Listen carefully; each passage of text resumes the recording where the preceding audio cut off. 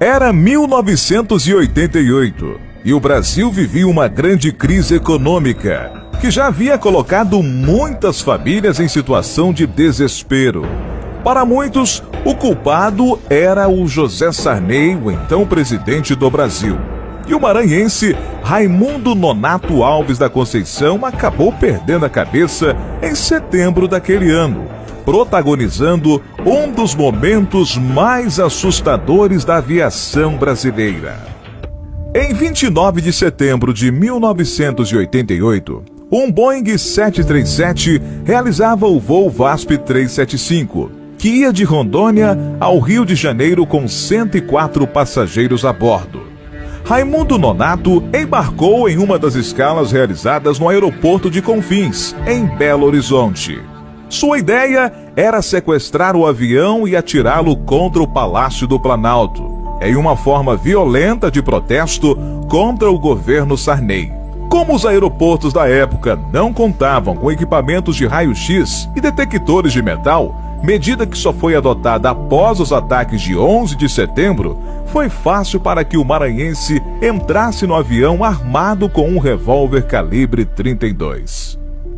Às 10 horas da manhã daquele dia, pouco após a aeronave decolar do solo mineiro, ele começou a colocar seu plano em prática.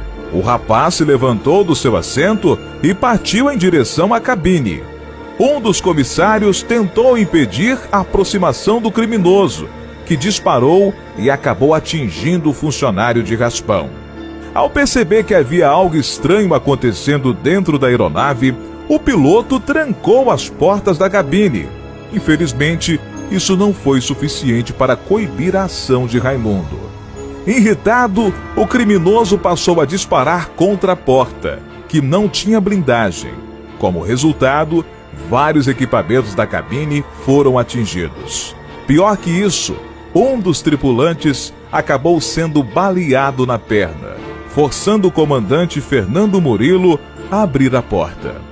O sequestro foi anunciado assim que Raimundo ganhou acesso à cabine, ordenando que a rota fosse desviada para Brasília. Além do risco de ter um homem armado dentro da cabine, o comandante Fernando Murilo precisou lidar com a possibilidade real da aeronave não ter combustível suficiente para alcançar a capital brasileira. Por isso, ele não pensou duas vezes antes de acionar, por meio do transponder do avião, o código 7500, um sinal de alerta que informa que a aeronave está tendo sua rota alterada por conta de forças ilícitas. A Força Aérea Brasileira agiu imediatamente, enviando um caça para acompanhar o voo. As coisas novamente pioraram quando os operadores de tráfego aéreo fizeram contato com o Boeing para confirmar a mudança na rota. Ao pegar o rádio para confirmar a alteração, o copiloto Salvador Evangelista foi brutalmente assassinado pelo sequestrador com um tiro na cabeça. Mesmo com inevitável desespero, o comandante Fernando Murilo conseguiu manter a calma e agir racionalmente, fazendo o possível para evitar uma tragédia ainda maior. Para controlar o consumo de combustível, ele passou a voar à altitude máxima, com velocidade reduzida. Ao perceber que o Boeing se aproximava de Brasília, Raimundo ordenou que o comandante se dirigisse ao Palácio do Planalto. Mas Fernando percebeu que havia muitas nuvens abaixo e tentou ganhar tempo, impedindo que o sequestrador tivesse contato visual com o palácio.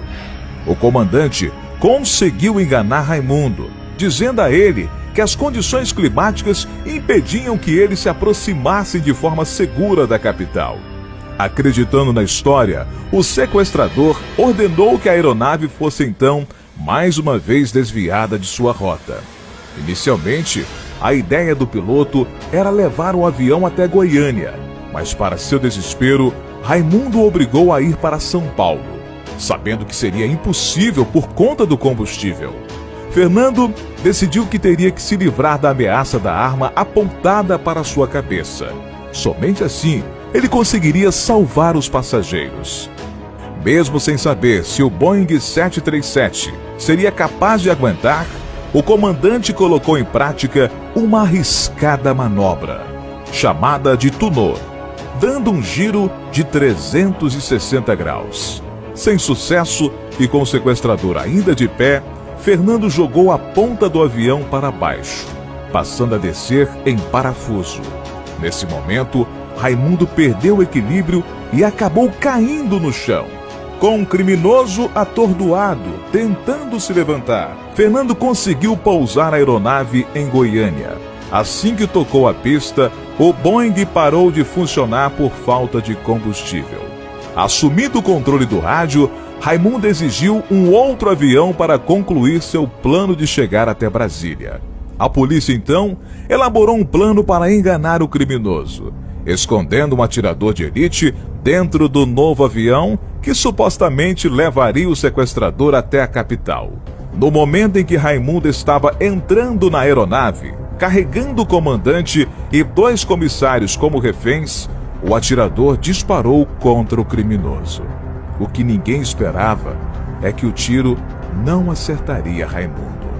A partir do disparo, houve uma intensa troca de tiros na pista do aeroporto.